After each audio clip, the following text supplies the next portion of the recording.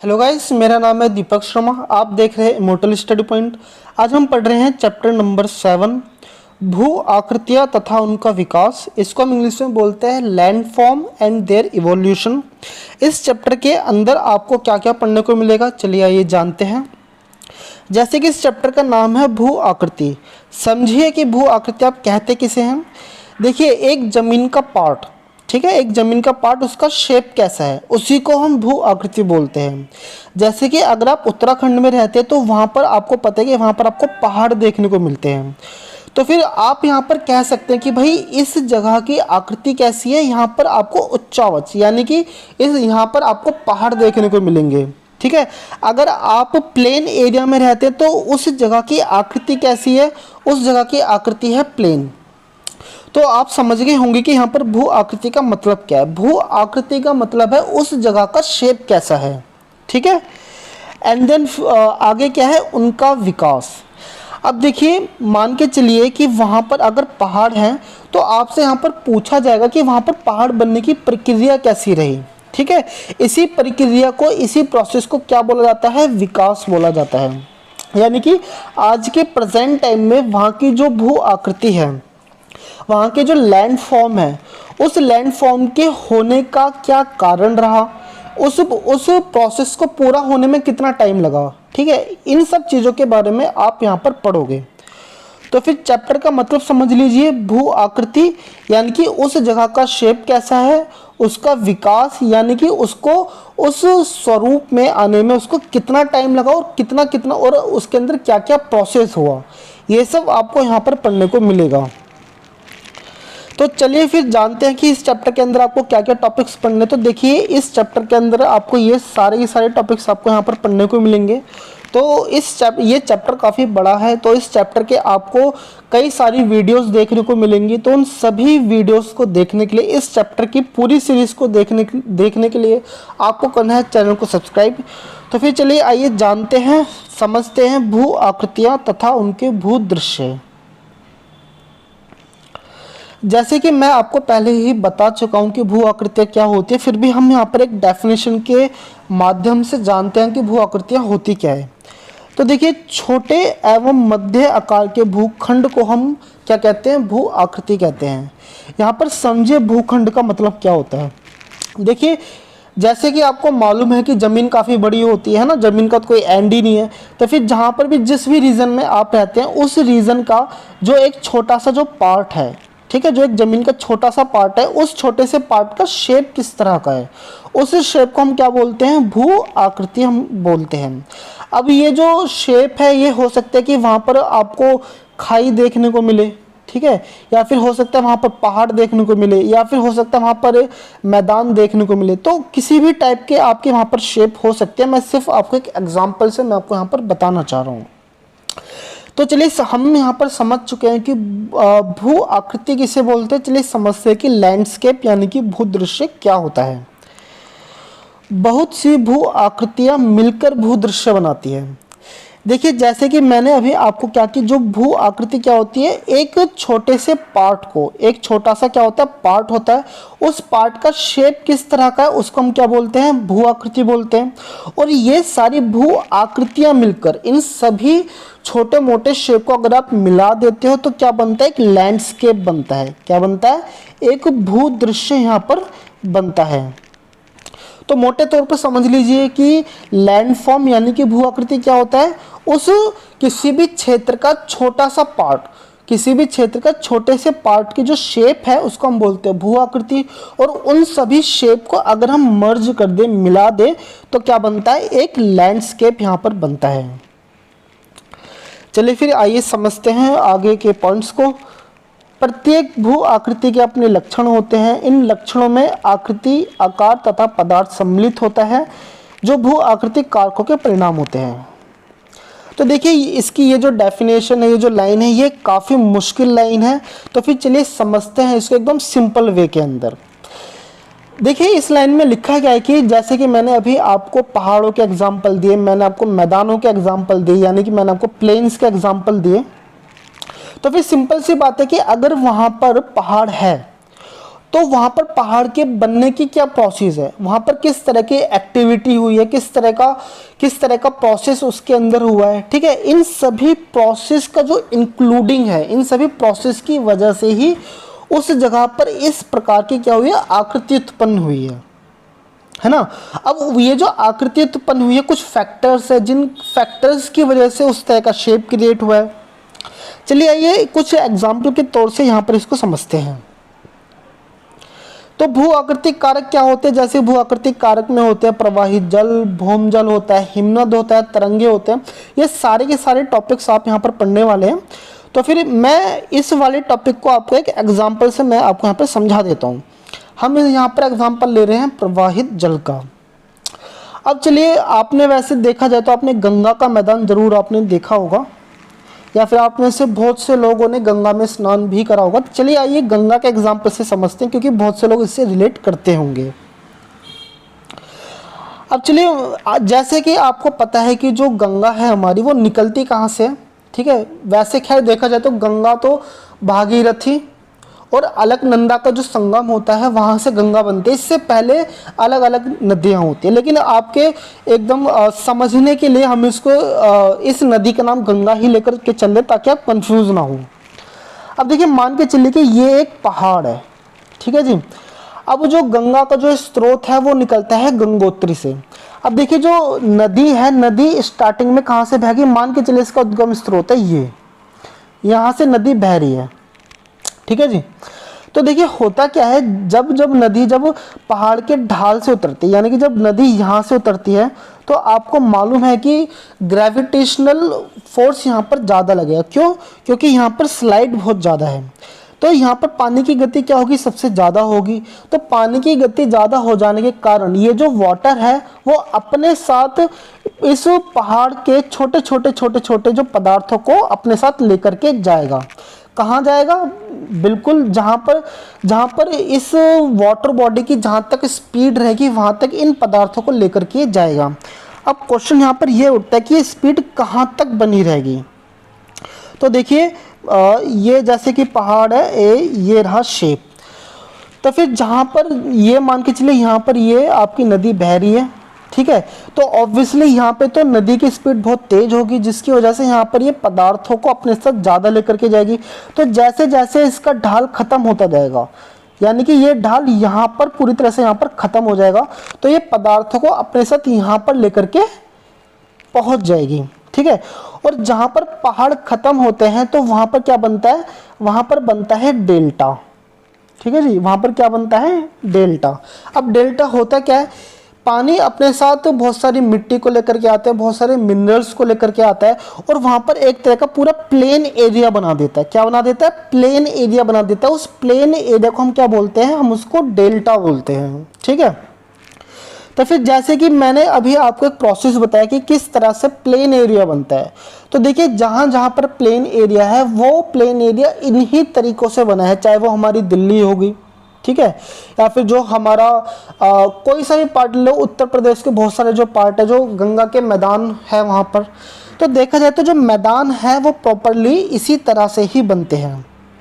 तो इसी तरह की बनने की जो एक्टिविटी होती है वो किसी न किसी कारकों के ऊपर डिपेंड करती है। जैसे कि जो भू आकृति जो मैदान जो बनते हैं वो मैदान ज़्यादातर इन्हीं कारणों से बनते हैं, है ना। तो इस पॉइंट्स के अंदर ये लिखा हुआ है,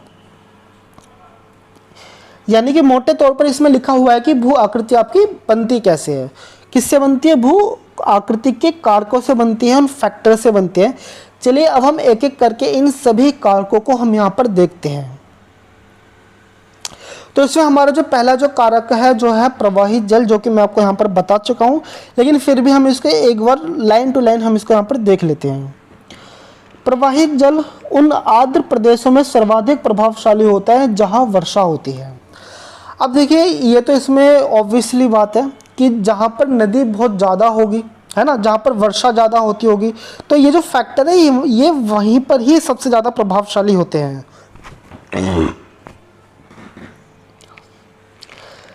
ढाल के अनुरूप ही शैलों का अपर्दन होता है। अब देखिए, अगर मान के चलिए अगर किन्हीं पहाड़ों का ढाल अगर सबसे ज़्यादा होगा तो वहाँ पर जो अपर्दन है वहाँ पर अपर्दन भी क्या होगा, सबसे ज़्यादा होगा, है ना। अब देखिए जरूरी नहीं है कि ये अपर्दन सिर्फ पानी के वजह से ही हो, वाटर के कारण ही हो, ये अपर्दन और भी चीज़ों से हो सकता है, जैसे कि मास वेस्टिंग हो सकती है, यानी कि अगर पहाड़ों के अंदर क्रैक्स पड़ जाए, लैंडस्लाइड हो जाए, तो इससे भी क्या होता है, इससे भी अपर्दन होता है हमारा। ठीक है, तो जरूरी नहीं कि जो वाटर की वजह से ही अपर्दन हो, और भी कारण है जिनसे आपका पहाड़ों के अंदर अपर्दन हो सकता है। चलिए जानते हैं। धीरे धीरे छोटी सरिताएं बनती हैं, बाद में लंबी अवनालिकाओं में विकसित हो जाती हैं। अब यहाँ पर समझिए कि अवनालिकाएं होती क्या है। मान के चलिए ये हमारे पहाड़ हैं, तो देखिए स्टार्टिंग में जब किसी भी वाटर बॉडी का जो रिसोर्स होता है, जो सोर्स होता है, मान के चलिए वाटर बॉडी का जो सोर्स है वो यहाँ से हो रहा है, तो स्टार्टिंग में जो नदियाँ ना बहुत छोटी होती हैं। जैसे जैसे ट्रैवल करती जाती है ना, तो वैसे वैसे और भी नदियों के पार्ट मिलते रहते, जिससे ये नदियाँ कितनी हो जाती है, काफी लंबी हो जाती है, और जैसे जैसे ढाल खत्म होते रहते हैं वैसे वैसे ये नदियां चौड़ी भी होती चली जाती है। अब देखिए जैसे कि जब नदी जब इस वाले पॉइंट पे होंगी तो काफी छोटी होंगी, लेकिन जैसे जैसे पहाड़ों को छोड़ती जाएंगी ना, तो वैसे वैसे इन नदियों की जो चौड़ाई है वो भी यहाँ पर बढ़ती चली जाएगी। यहाँ पर ये जो अवनालिका जो लिखा हुआ है, अवनालिका का मतलब है कि जो नदियां हैं, ठीक है, ये जो नदियां हैं, जो नदियों की जो लंबाई है और जो चौड़ाई है वो भी बढ़ती चली जाती है। ठीक है, चलिए फिर आगे बढ़ते हैं। ये अवनालिकाएं बाद में अधिक चौड़ी एवं लंबी होकर एक दूसरे में समाहित होकर घाटियों का जल बनाती हैं। तो देखिए होता क्या है कि जब भी पहाड़ों पे से नदियाँ निकलती हैं, जब एक नदी का जो सोर्स होता है, तो जैसे जैसे ये बढ़ती जाती है, जैसे जैसे पहाड़ ख़त्म होते जाते हैं, तो वैसे वैसे और भी नदियाँ इन नदियों के अंदर मिलती चली जाती हैं। जब ये पूरी तरीके से प्लेन एरिया पे आ जाते हैं, तो कई सारी नदियों का पानी इनके अंदर मिल जाता है, जिसकी वजह से घाटे को क्या बनता है, जल यहाँ पर बन जाता है। चलिए फिर आगे बढ़ते हैं। नदी की मुख्यतः 3 अवस्थाएं होती है। तो देखिए जो नदियां होती है उनको हम 3 अवस्थाओं में हम इसको वर्गीकरण करते हैं। ठीक है, चलिए पहले इसकी अवस्थाएं देख लेते हैं। मेरे पास एक डायग्राम है आपको जो कि स्क्रीन पर दिख रहा होगा। तो देखिए नदियों को हम 3 अवस्थाओं में बांट सकते हैं। ये है पहली अवस्था, ये है दूसरी अवस्था, और ये है हमारी तीसरी अवस्था। ठीक है, जैसे कि आप यहाँ पे पहली अवस्था में देख रहे होंगे, तो देखिए पहली अवस्था में जो पर्वत का जो ढाल है वो काफ़ी है ना, और यह है इसका सोर्स। तो स्टार्टिंग में जो नदी होती है वो काफ़ी नैरो होती है, काफ़ी छोटी होती है, जैसे कि आप इसका यहाँ पर शेप देख रहे होंगे। और देखिए जैसे जैसे यहाँ पर ढाल खत्म होता जाएगा ना, तो वैसे वैसे यहाँ पर देखिए, यहाँ पे जैसे नदी का देखिए यहाँ पर जैसे पहाड़ों का ढाल बहुत ज़्यादा है पहली अवस्था में, तो यहाँ पर जो नदी है वो काफ़ी कम चौड़ी है, काफ़ी नैरो है।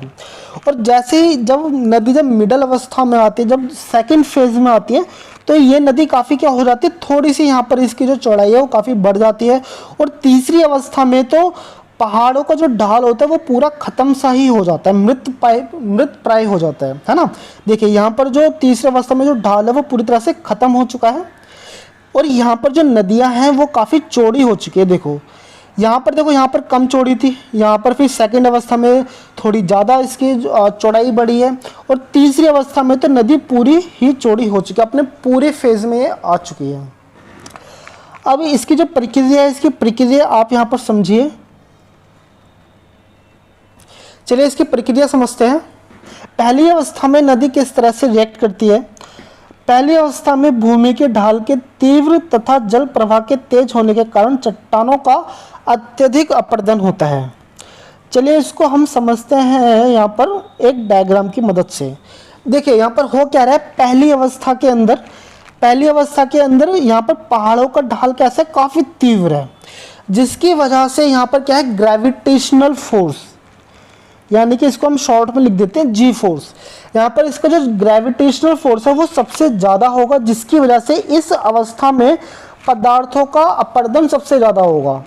यहाँ मतलब इसका मतलब क्या है कि जो नदी है अपने साथ छोटे छोटे पदार्थों को वो सबसे ज़्यादा लेकर के जाएगी। ठीक है, चलिए फिर दूसरी अवस्था में ढाल में कमी आने से अपरदन की मात्रा कम हो जाती है। देखिए होता क्या है, दूसरी अवस्था के अंदर अपरदन हो रहा होता है, लेकिन अगर हम कंपैरिजन करें कंपैरिजन करें फर्स्ट फेज से, तो फर्स्ट फेज के कंपैरिजन में सेकंड फेज में अपर्दन थोड़ा कम हो रहा होता है, क्योंकि पर्वत का जो ढाल है वो सेकंड अवस्था में काफ़ी कम हो जाता है, इसलिए सेकंड अवस्था में अपर्दन यानी कि इरोजन भी काफ़ी कम देखने को मिलता है।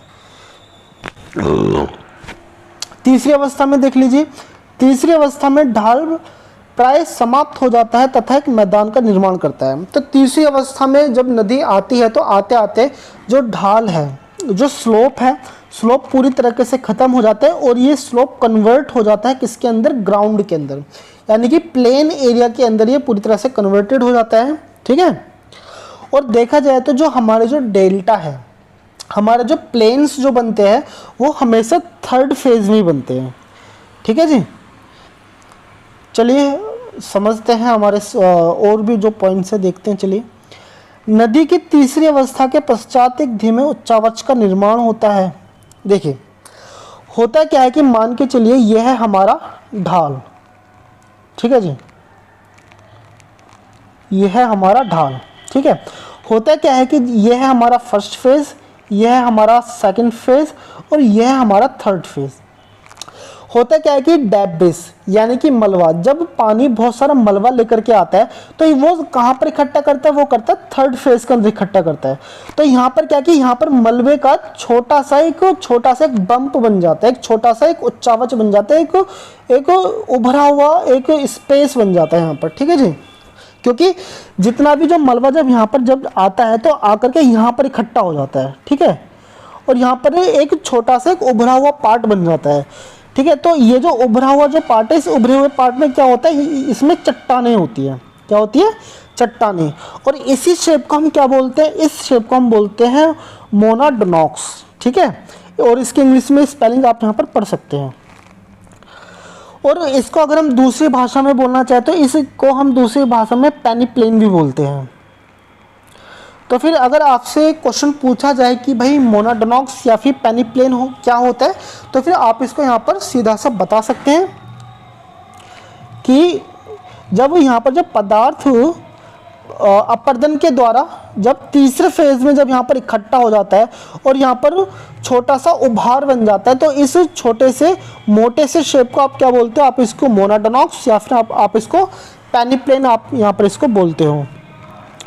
तो फिर उम्मीद है कि आपको ये पेनिप्लेन या फिर मोनाडोनॉक्स होता क्या है आपको यहाँ पर समझ में आ गया होगा।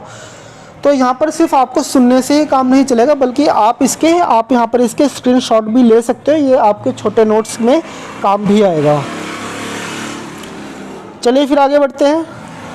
तो देखिए यहाँ पर मैंने आपको सिंपली वे में बता रखा कि नदियों की कितनी अवस्थाएं होती हैं, 3 अवस्थाएं होती है। पहली होती है युवावस्था जिसको हम क्या बोलते हैं, यूथ बोलते हैं। दूसरी होती है प्रौढ़ावस्था जिसको हम क्या बोलते हैं, मैच्योरिटी बोलते हैं। और तीसरी होती है हमारी ओल्ड यानी कि वृद्धावस्था। तो इसी को ही हमने फेज दे रखे, फेज 1 दे रखा है, 2 दे रखा है, या फिर हमने इसको 3 नाम दे रखा है। ठीक है, तो फिर आपको जब आप आंसर लिख के आओगे तो आप कोशिश करना कि आप फेज़ 1 या फेज़ 2 मत करना, बल्कि आप इसके नाम ही लिखना। जैसे कि यूथ आप इसको यूज़ कर सकते हो, मैच्योरिटी यूज़ कर सकते हो, या फिर ओल्ड आप इसका यूज़ कर सकते हो अपने आंसर को एक्सप्लेन करने के लिए। ठीक है, तो फिर यहाँ पर तो मैं आपको ये तीनों की तीनों अवस्था मैं यहाँ पर आपको बता चुका हूँ।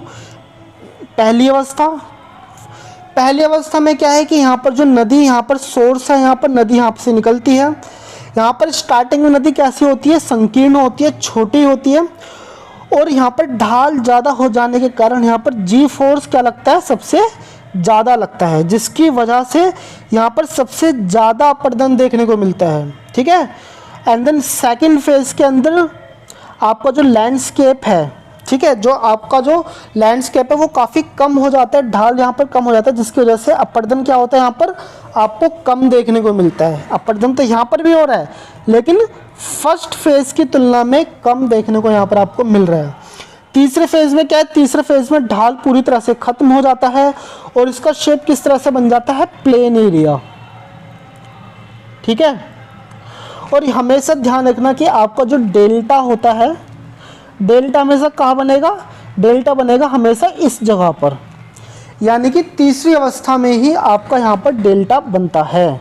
तो ये चीज़ें भूल मत जाना, वरना फिर आपके नंबर यहाँ पर कट जाएंगे, क्योंकि एक एक दो दो नंबर में क्वेश्चन आते हैं कि भाई डेल्टा कहाँ बनता है, रिवर की पहली अवस्था में बनता है, दूसरी में बनता है या तीसरी में बनता है, तो आपको ये क्लियर होना चाहिए यहाँ पर। चलिए फिर आइए जानते हैं यूथ यानी कि फर्स्ट अवस्था के बारे में। यहाँ पर मैंने आपको डीपली बता रखा है, पॉइंट्स टू पॉइंट्स मैंने आपको यहाँ पर दे रखे हैं। यह प्रारंभिक अवस्था है जिसमें नदियों की संख्या कम होती है और उनका एकीकरण भी कम होता है। तो देखिए पहली अवस्था के अंदर, फर्स्ट फेज के अंदर, मैं इस फेज की बात कर रहा हूँ, फर्स्ट फेज के अंदर नदियाँ बहुत ही कम संख्या में होती है और ये यहाँ पर मिलती भी बहुत कम है, रेयरली मिलती होंगी, ठीक है।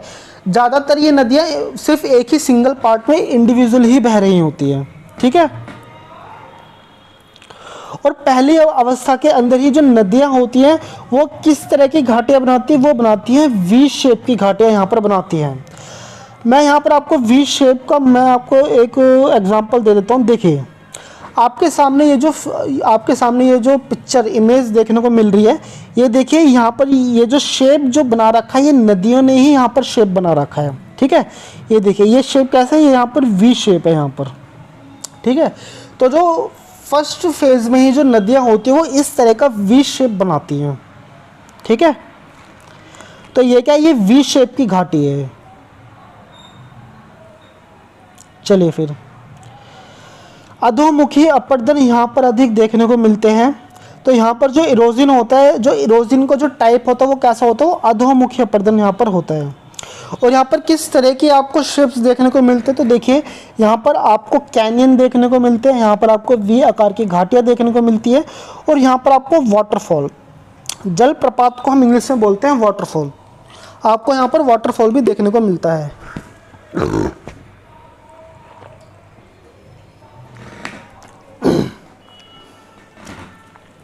तो यहाँ पर जितने भी मैंने आपको यहाँ पर जो शेप दे रखे हैं, ये शेप बनते कैसे हैं, ये पहली अवस्था में बनते हैं, ठीक है। पहली अवस्था के अंदर ही कैनियन, वी आकार की घाटियाँ और जलप्रपात यानी कि वाटरफॉल देखने को मिलते हैं। कैनियन देख लो होता कैसे है, इस तरह के शेप को क्या बोलते हैं, हम कैनियन बोलते हैं। यहाँ पर आप देख रहे होंगे कि नदियाँ, एक नदी है जो इन दो पहाड़ों के बीच में से बह रही है ना। ये जो पहाड़ों को इस तरह से देखिए, जो आप ये जो शेप देख रहे हैं ना, इन नदियों ने इन दो पहाड़ों को बीच में से काट रखा है। ये तो पहले एक ही पहाड़ रहे होंगे, लेकिन नदी ने इनको बीच में से काट रखा है, और आप इसका यहाँ पर शेप देख सकते हैं। तो इसको हम क्या बोलते हैं, इसको हम यहाँ पर कैनियन बोलते हैं, ठीक है। चलिए फिर आगे बढ़ते हैं। यह है हमारा वाटरफॉल। चलिए समझते हैं मैच्योरिटी को। तो देखिए ये जो मैच्योरिटी है, ये नदी का कौन सा फेज है, ये है नदी का दूसरा फेज, ठीक है। जल विभाजक संकरे होने लगते हैं और वी आकार की घाटियां चौड़ी होने लगती है। समझिए यहाँ पर जल विभाजक क्या होते हैं। ये रही हमारी इमेज, ठीक है। देखिए जैसे कि आप यहाँ पर इस डायग्राम को देख रहे हैं, तो जल विभाजक क्या होते हैं, इसको हम इंग्लिश में बोलते हैं वाटर बैरियर्स। देखिए जो हमारी जो नदी के बीच, जैसे कि ये यहाँ पर हमारी जो नदी फ्लो कर रही है, तो ऐसा नहीं है कि नदी बिल्कुल एकदम प्लेन एरिया पे फ्लो कर रही होती है, ऐसा कुछ नहीं होता। आपको सिर्फ डायग्राम में लग रहा है प्लेन, लेकिन प्लेन होता नहीं। यहाँ पर कई छोटे पत्थर होते हैं, कई बड़े पत्थर होते हैं। तो नदी क्या करती है, नदी स्टार्टिंग के, जब नदी शुरू होती है तब स्टार्टिंग में बैरियर्स बहुत ज़्यादा होते हैं, आपको हम यहाँ पर बड़े बड़े पत्थर देखने को मिलते हैं। लेकिन पहली अवस्था में जल का जो प्रवाह होता है, जो वाटर की जो स्पीड होती है, वो बहुत ज़्यादा होती है, जिसकी वजह से ये वाटर बैरियर्स को, ठीक है, जितने भी जो विभाजक होते हैं, जो बैरियर्स होते हैं, उनको ये पहली अवस्था में काफ़ी हद तक हटा देते हैं। तो सेकंड अवस्था में, यानी कि जो मिडल फेज है, मिडल फेज में जो अवरोधक तत्व होते हैं, जो बैरियर्स होते हैं, वो काफ़ी कम होते हैं, ठीक है। कम क्यों होते हैं, क्योंकि पहली अवस्था में ही वाटर बैरियर्स हट चुके होते हैं, ठीक है। तो सेकंड अवस्था में बैरियर्स काफ़ी कम यहाँ पर देखने को मिलते हैं, ठीक है। और यहाँ पर भी सेकंड अवस्था में भी क्या बनती है, वी आकार की घाटियाँ आपको देखने को मिलती हैं, ठीक है। ओके, तो देखिए जैसे कि पहली अवस्था में भी हेडवर्ड इरोजन हो रहा था ना, तो वैसे ही सेकंड अवस्था में भी अधोमुखी अपरदन यहाँ पर होता है, ठीक है। अब देखिए होता क्या है कि जब पहली अवस्था में यहाँ पर आपको अधोमुखी अपर्दन देखने को मिलता है, तो जैसे जैसे आप सेकंड अवस्था में आते हो तो ये जो सेकंड अवस्था में ये जो अधोमुखी जो अपर्दन हो रहा होता है, ये यहाँ पर क्या हो जाता है, ये पार्श्विक अपर्दन में कन्वर्ट हो जाता है। ठीक है, पार्श्विक अपर्दन क्या होता है, देखिए ये मान के चलिए ये है हमारा पहाड़। पार्श्विक अपर्दन में जो ये देखिए ये जो ऊपर वाली ये जो लेयर है ना, ये लेयर यहाँ पर उखड़ने लगती है। ठीक है, यानी कि जो पहाड़ का जो बिल्कुल ही जो बाहरी जो सरफेस है, जो बिल्कुल जो बाहरी जो एकदम पतली जो लेयर होती है, जो पहाड़ की जो पतली लेयर होती है, ये लेयर यहाँ पर टूटने लगती है और बिल्कुल ही पतला अपर्दन यहाँ पर होने लगता है। लेकिन पहली अवस्था में ये अपर्दन बहुत ज़्यादा होता है, जिसको हम क्या बोलते हैं, अधोमुखी अपर्दन बोलते हैं। लेकिन सेकंड अवस्था में पानी की स्पीड थोड़ी सी कम हो जाती है, जिसकी वजह से ये जो लैटरल इरोजन यहाँ पर आपको देखने को मिलता है। तो देखिए लैटरल इरोजन में कुछ नहीं है, बस ये कि पहाड़ का ये जो सरफेस आप जो देख रहे हैं, ये जो सरफेस ये जो आप देख रहे हैं, इस सरफेस का बस छोटा सा ही पार्ट क्या होता है, इरोजन होता है। इसी को हम क्या बोलते हैं, इसी को हम बोलते हैं लैटरल इरोजन, हम इसको यहाँ पर बोलते हैं। चलिए नेक्स्ट पॉइंट देखिए, मुख्य नदी के व्यापक और विस्तृत होने से विस्तृत बाढ़ के मैदान पाए जाते हैं। तो देखिए ये तो बिल्कुल ही बहुत ही ईजी चीज़ है। जब हम यहाँ पर एक बार इसको देख लेते हैं। देखिए होता क्या है कि जैसे ही आप फर्स्ट स्टेज में देखते हैं, फिर सेकंड स्टेज में देखते हैं, थर्ड स्टेज में क्या होता है, जो पानी की जो बॉडी होती है, जो वाटर बॉडी होती है, देखिए ये काफ़ी चौड़ी हो जाती है। ठीक है, और चौड़ी हो जाने के कारण यहाँ पर ये चौड़ी, देखो वाटर बॉडी विस्तृत तभी होगी जब वहाँ पर क्या होगा, प्लेन एरिया होंगे। वाटर बॉडी कभी भी लैंड स्लाइड पे, यानी कि ये जो आप स्लाइड देख रहे हैं, इस स्लाइड पे वाटर बॉडी कभी भी चौड़ी नहीं हो सकती है। ठीक है, कभी हो ही नहीं सकती है।